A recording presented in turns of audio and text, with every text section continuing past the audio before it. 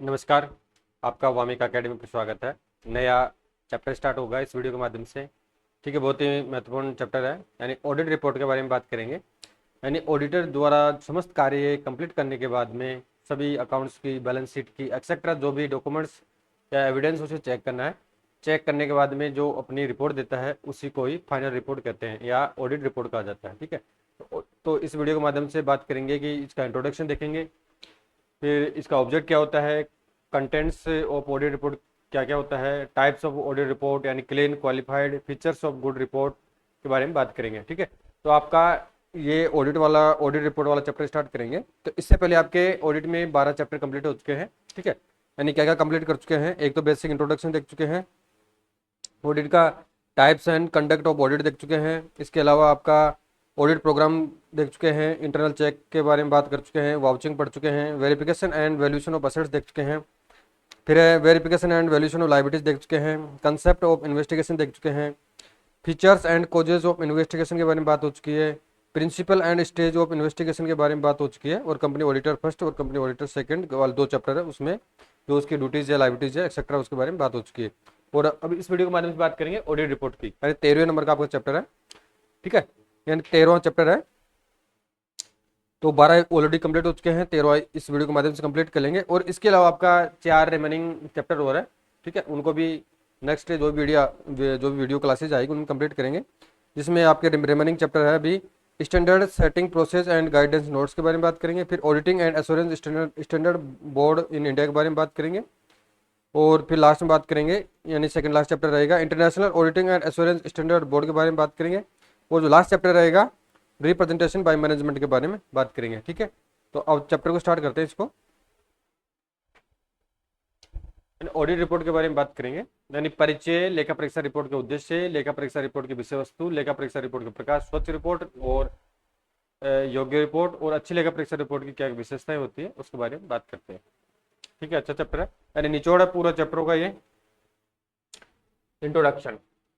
And A report is nothing but a statement of facts. An auditor's report is the formal result of all the effort that goes into an audit. Communicating the auditor's findings to interested users is part of all audits. Thus, the final phase of an audit involves preparing that communication, which is known as the auditor's report. It presents the result of the examination done by the auditor. An audit involves collection of evidence about the financial statement, the conclusions drawn or communicated to the interested parties through the auditor's report. इसका Hindi version देखें तो report तथ्यों का एक विवरण मात्र है, facts का एक विवरण मात्र होता है। लेखा परीक्षा की रिपोर्ट लेखा परीक्षा में किए गए सभी प्रयासों का औपचारिक परिणाम होता है, जो भी कार्य किए गए हैं उसका औपचारिक रिजल्ट है।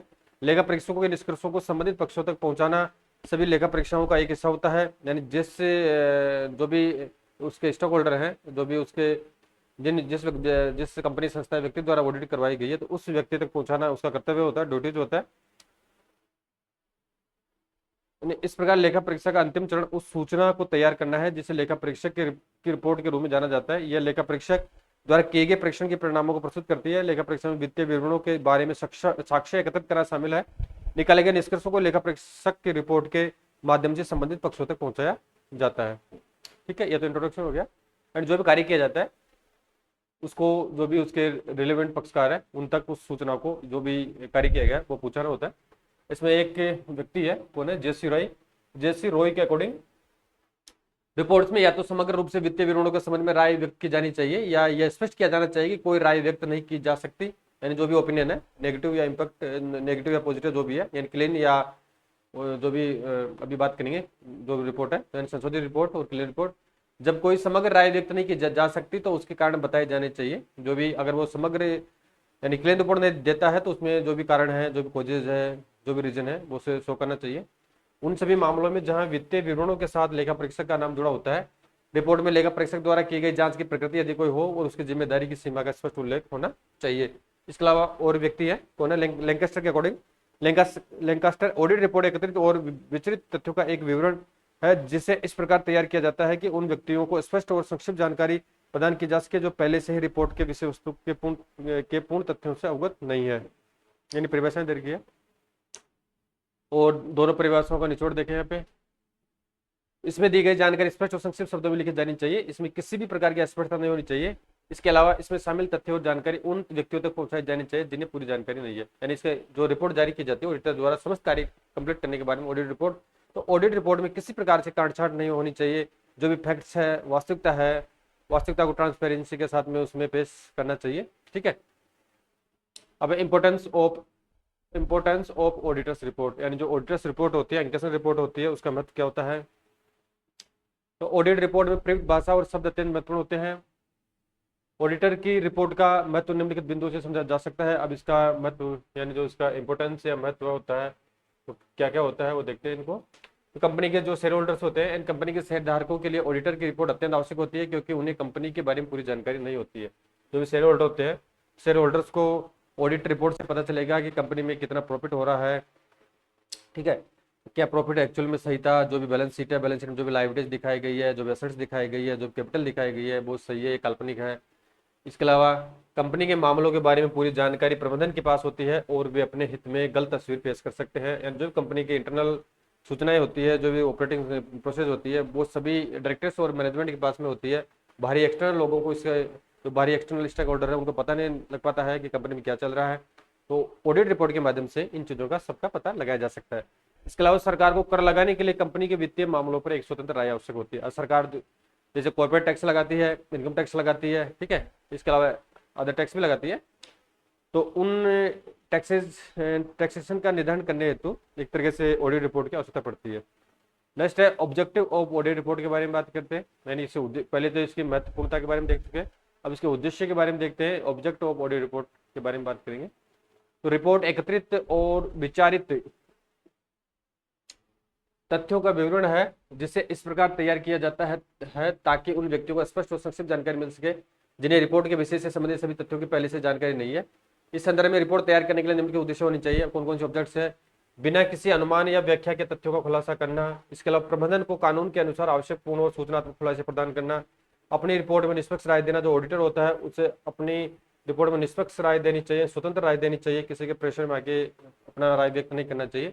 और कंपनी अधिनियम 1956 और 2013 के अनुसार खातों के प्रबंधन में प्रबंधन को सुझाव देना इसका कार्य होता है, उद्देश्य होता है। नेक्स्ट है contents of the report and audit report का जो कंटेंट्स होता है।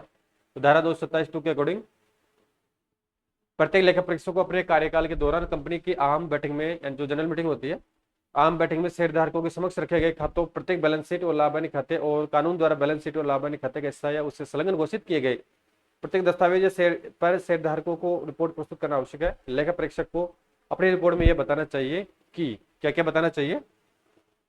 आम सभा में जब मीटिंग होगी उसमें बताएगा अपनी रिपोर्ट में कि उनकी राय में और उनकी सर्वोत्तम जानकारी के अकॉर्डिंग खाते अधिनियम द्वारा अपेक्षित जानकारी प्रदान करते हैं। जो भी अधिनियम बनाए गए उसके अकॉर्डिंग खाते सही बनाए गए हैं।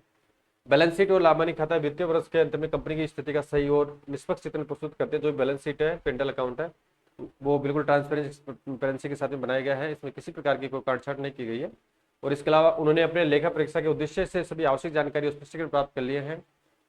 जो भी लेखा परीक्षा उद्देश्य के रिगार्डिंग जो भी एविडेंस था, जो भी डॉक्यूमेंट्स की आवश्यकता थी, ठीक है, जो भी इन्फॉर्मेशन की आवश्यकता थी, वो स्पष्टीकरण के रूप में प्राप्त कर लिए हैं।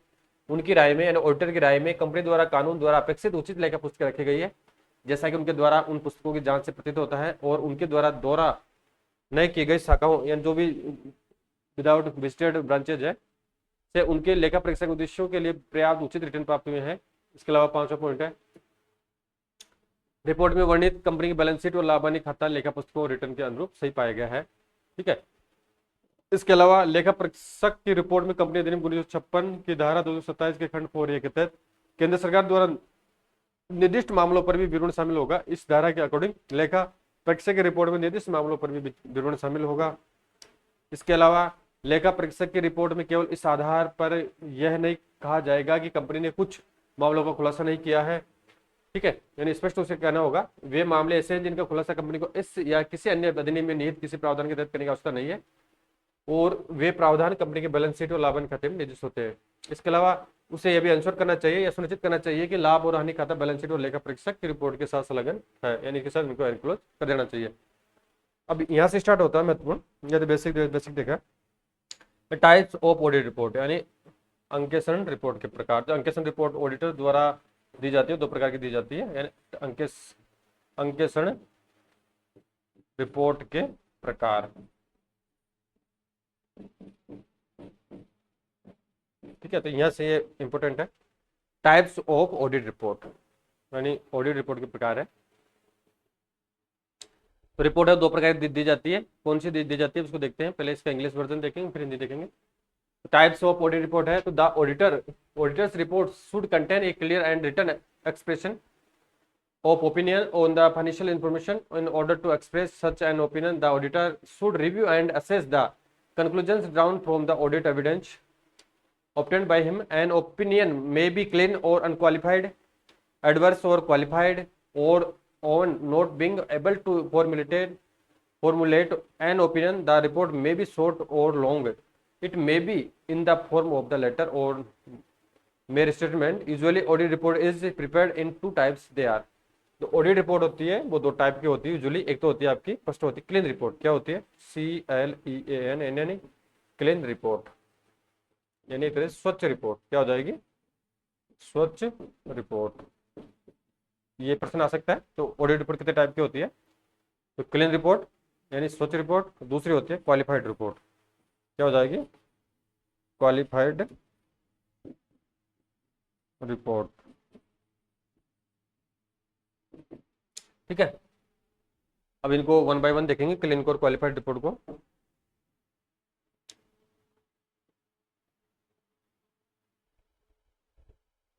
तो लेखा परीक्षक की रिपोर्ट में वित्तीय जानकारी स्पष्ट और लिखित राय होनी चाहिए। जानकारी पर स्पष्ट और लिखित राय होनी चाहिए। ठीक है, संशय नहीं होना चाहिए। ऐसी राय व्यक्त करने के लिए लेखा परीक्षक को अपने द्वारा प्राप्त लेखा परीक्षा साक्ष्यों से निकाले गए निष्कर्षों की समीक्षा और मूल्यांकन करना चाहिए। राय स्पष्ट या बिना शर्त, प्रतिकूल या शर्त सहित या राय व्यक्त करने में असमर्थता वाली हो सकती है। रिपोर्ट संक्षिप्त या विस्तृत हो सकती है, या पत्र के रूप में या मात्र एक विवरण के रूप में हो सकती है। आमतौर पर लेखा परीक्षा रिपोर्ट दो प्रकार की होती है, स्पष्ट रिपोर्ट और शर्त सहित रिपोर्ट, यानी क्वालिफाइड को शर्त सहित रिपोर्ट कहा जाता है, स्पष्ट और शर्त सहित रिपोर्ट। अब इसमें फर्स्ट बात करें क्लीन रिपोर्ट का। इसके क्लीन रिपोर्ट का यानी क्लीन रिपोर्ट जैसा कि नाम से प्रतीत है, यानी क्लीन रिपोर्ट अगर ऑडिटर द्वारा दी जाती है तो उसका मतलब ये होता है कि व्यापार में जिस भी कंपनी की, संस्था की, पार्टनरशिप की वो जांच कर रहा है तो उसमें किसी प्रकार का कोई गबन नहीं पाया गया है, किसी प्रकार की नियमितता यानी इरेगुलरिटी नहीं पाई गई है, धन का गबन नहीं किया गया है, फ्रॉड नहीं किया गया है, एक्सेट्रा जो भी एज पर रूल्स जो भी कार्य है एज पर रूल्स किए गए हैं उसी को ही एक तरीके से क्लीन या स्वच्छ रिपोर्ट कहा जाता है। ठीक है, और इसके अलावा जो आपकी सेकंड वाली रिपोर्ट है क्वालिफाइड रिपोर्ट, तो क्वालिफाइड रिपोर्ट में कुछ कुछ ऐसे फैक्ट्स होते हैं, तथ्य होते हैं, तो उनमें कुछ कमियां होती है, तो उनको सुधार हेतु या संशोधन हेतु उनको ऑडिटर द्वारा जो भी कंपनी के मैनेजर्स होते हैं, डायरेक्टर्स होते हैं, उनको सुझाव दिया जाता है, सजेशन दी जाती है ताकि वो इन फ्यूचर में इन चीजों का सुधार कर सके। ठीक है, क्लीन रिपोर्ट देखते पहले। तो लेखा परीक्षक तब स्वच्छ रिपोर्ट देता है कब देता है? लेखा परीक्षक तब स्वच्छ रिपोर्ट देता है जब वह पूरी तरह से संतुष्ट हो जाता है कि लेखा पुस्तकों, बैलेंस शीट और लाभ हानि खातों में कोई आपत्तिजनक बात नहीं है। जैसा कि बात हो चुकी है, जो भी लेखा पुस्तकें हैं, बैलेंस शीट्स है, पेंडल अकाउंट है, ये किसी प्रकार से कोई आपत्तिजनक बात नहीं है और ये खाते कंपनी की वित्तीय स्थिति और आय का सही और निष्पक्ष चित्रण प्रस्तुत करते हैं। भारत में लेखा परीक्षकों द्वारा प्रस्तुत अधिकांश लेखा परीक्षा रिपोर्ट स्वच्छ एवं सशर्त होती है। वे बिना किसी आपत्ति आरक्षण के केवल वैधानिक पुष्टि करते हैं। इस प्रथा का कारण संभवतः यह है कि प्रबंधन रिपोर्ट प्रस्तुत करने से पहले लेखा परीक्षकों द्वारा वांछित खातों में संशोधन करने के लिए सहमत हो जाता है। रिपोर्ट नीचे दिए गए प्रारूप में दी जा सकती है। अब इसका प्रारूप देखते हैं पहले किसके? क्लीन रिपोर्ट का, स्वच्छ रिपोर्ट का। यानी हिंदी एंड इंग्लिश में आपके नोट्स है तो हिंदी वाला देख रहे हैं यहाँ पे। तो जो ऑडिटर द्वारा जो रिपोर्ट दी जाएगी उसमें क्या मेंशन करेगा, क्या लिखेगा? जो भी कंपनी है, जिस कंपनी की ऑडिट हो रही है, तो लिख देगा सेवा में जो भी शेयरधारक है शेयर होल्डर के नाम से, और जो भी एड्रेस वो एड्रेस आ जाएगा। हमने जो भी कंपनी का नाम है, लिमिटेड की दिनांक, जो भी दिनांक यहाँ पे आ जाएगी, को दी गई बैलेंस शीट और उस तिथि को समाप्त हुए वर्षों के लिए कंपनी के लाभ हानि खाते के विवरण, साथ ही उससे संलग्न अनुसूचियों का लेखा परीक्षा की है। और रिपोर्ट इस प्रकार है, जो भी एनक्लोजर है, पेंडल है, बैलेंस शीट है, जो भी अवधि दी गई है उस अवधि की उन्होंने जांच कर ली है। और रिपोर्ट में क्या क्या मेंशन करेगा, क्या क्या बताएगा, और फर्स्ट देखेगा, लिखेगा कि हमने वे सभी जानकारी और स्पष्टीकरण प्राप्त कर लिए हैं जो हमारी जानकारी और विश्वास के अकॉर्डिंग लेखा परीक्षा के उद्देश्यों के लिए आवश्यक है। यानी इस प्रकार से एग्जाम क्वेश्चन आने का कोई ऐसा नहीं आएगा, लेकिन आपको नॉलेज के हिसाब से ध्यान रखना है इसको। हमारी राय में कानून द्वारा आवश्यक उचित लेखा बही मानक लेखांकन प्रथाओं के अनुसार रखी गई है। इसके अलावा रिपोर्ट में वर्णित बैलेंस शीट और लाभ हानि खाता लेखा बही के अनुरूप है। इसके अलावा हमारी राय में और हमारी सर्वोत्तम जानकारी के अकॉर्डिंग हमें दिए गए स्पष्टीकरणों के अनुसार उक्त खाते उन पर दिए गए नोट सहित कंपनी अधिनियम द्वारा आवश्यक जानकारी उसी प्रकार से प्रदान करते हैं और एक सही और निष्पक्ष तस्वीर प्रस्तुत करते हैं। ठीक है, तो बैलेंस शीट के मामले में बात करें, दिनांक जो भी दिनांक को कंपनी की स्थिति और उस स्थिति को समाप्त हुए वर्ष के लिए कंपनी के लाभ और अन्य खाते के मामले में जो भी स्थिति है, तारीख या डेट आ जाएगी और जो भी कंपनी है और जो चार्टर्ड अकाउंटेंट है उसका यहाँ पर नाम आ जाएगा, सेल आ जाएगा। तो इस प्रकार से क्लीन रिपोर्ट ऑडिटर द्वारा दी जाती है। इसमें किसी प्रकार का कोई फ्रॉड या अनियमितता नहीं पाई जाती है, वही आपकी क्लीन रिपोर्ट होती है। अब नेक्स्ट रिपोर्ट देखेंगे, दूसरी आपकी क्वालिफाइड रिपोर्ट। कौन सी देखेंगे? Qualified report. क्वालिफाइड रिपोर्ट के बारे में बात करें, if the auditor is of the opinion that the balance sheet does not given a true and fair view of the state of the companies affairs और that the profit and loss account does not given a true and fair view of the profit and loss for the year, he must qualify his report accordingly. This report is known as qualified report. When an auditor is to qualify his report, he must decide. अब क्या क्या decide करेगा? First करेगा to which specified matters their reservation apply. Second है whether he actively disagrees or on the other hand lacked sufficient evidence to enable him to form an opinion as regards material items on the accounts, whether in either event the matters in question are so material as the affect the presentation of the true and fair view.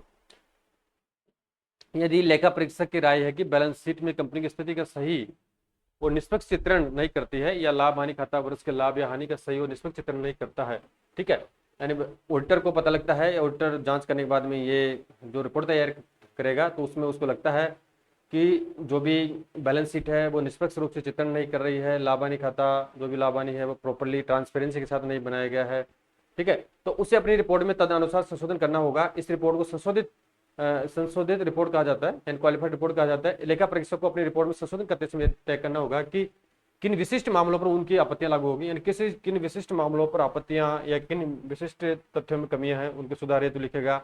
इसके अलावा क्या हुआ, खातों के महत्वपूर्ण मदों के संबंध में स्पष्ट रूप से असहमत है या उसके पास राय बनाने के लिए पर्याप्त साक्ष्य नहीं थे। इसके अलावा क्या दोनों ही मामलों में विचाराधीन मामले इतने महत्वपूर्ण है कि वे सही और निष्पक्ष चित्रण को प्रभावित करते हैं। तो इस प्रकार से जो भी कमियां हैं वो क्वालिफाइड रिपोर्ट में मेंशन करेगा। अब इसमें जो ये बता रखा है स्पाइसमैन ऑफ क्वालिफाइड रिपोर्ट, यानी क्वालिफाइड रिपोर्ट का ये इंग्लिश में है और हिंदी वाला देखते हैं। तो क्वालिफाइड रिपोर्ट का जो प्रारूप देखते हैं वो सेम लगभग सा रहेगा, यानी जो भी कमियां हैं वो कमियां यहाँ पे लिख दी जाएगी। अब इसको देखते हैं।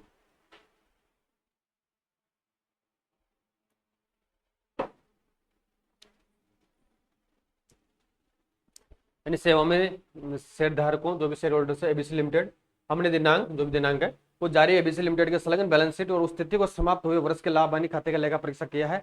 हम रिपोर्ट करते हैं कि हमने जो ऑडिटर है वो कहेगा कि हमने वे सभी जानकारी और स्पष्टीकरण प्राप्त कर लिए हैं जो हमारी जानकारी और विश्वास के अकॉर्डिंग हमारे लेखा परीक्षा के उद्देश्य के लिए आवश्यक थे।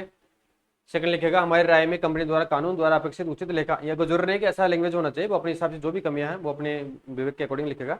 तो हमारी राय में कंपनी द्वारा कानून द्वारा अपेक्षित, ये तो एक स्पाइस में नमूना है, अपेक्षित उचित लेखा बही खाते लेखांकन मानकों के अकॉर्डिंग रखे गए हैं। जैसा कि बही खातों की हमारी जांच से प्रतीत होता है कि निम्नलिखित टिप्पणियों के अधीन, अब क्या क्या टिप्पणियां करेगा इसमें कमेंट्स करेगा। तो स्टॉक क्या क्या कमियां हैं वो लिख देगा, यानी स्टॉक रजिस्टर के अभाव में जो भी कमी होती है। अब यदि एक परफॉर्मा है, ये तो प्रारूप है, इसमें बता रखा है जो कमियां होती है इस प्रकार से लिखी जाती है। अब कमियां कौन सी भी हो सकती है, स्टॉक रजिस्टर के अभाव में रजिस्टर में शेष राशि से संबंधित समायोजन प्रबंधन के निर्णयों के आधार पर स्वीकार किए गए हैं। इसके अलावा रिपोर्ट में वर्णित बैलेंस शीट और लाभ हानि खाता लेखा बही खातों रिटर्न के अनुरूप है। नीचे दिए गए शर्तों के अधीन हमारी राय में और उपलब्ध सर्वोत्तम जानकारी के अकॉर्डिंग तथा हमें दिए गए स्पष्टीकरण के अनुसार खाते उन पर लिखे गए नोट्स और उनसे संलग्न दस्तावेज कानून और लेखा मानकों द्वारा आवश्यक जानकारी प्रदान करते हैं और सही एवं निष्पक्ष विवरण प्रस्तुत करते हैं। तो इसके अलावा जो कमियां हैं वो लिख देगा।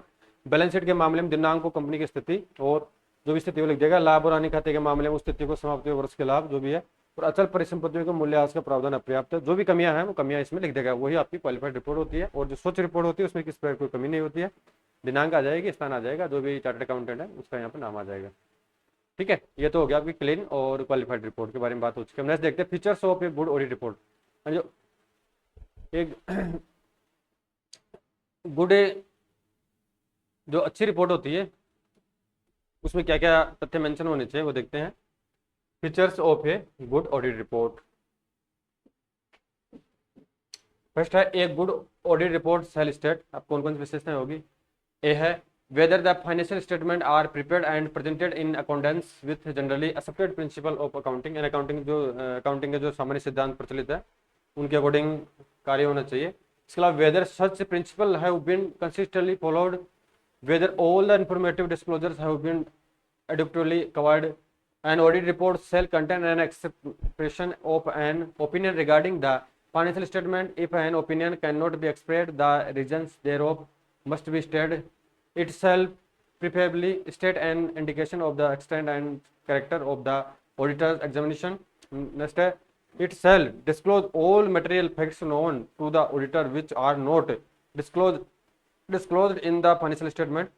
Next, it shall also disclose all material misstatements and misstatements known to him to have appeared in the financial statements. Or next, it shall clearly identify the financial statement which are under his report.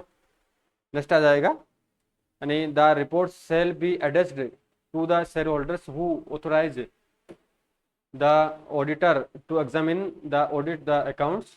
Next, the date of the report shall be the actual date of completion of audit. Last हो जाएगा the auditor generally signs the report in the name he is registered as a practitioner, यानी जो auditor है जो अपना sign करेगा, जिस प्रकार से कंपनी में उसका नाम लिखा गया वही साइन यहाँ पे ऑडिट रिपोर्ट में करेगा।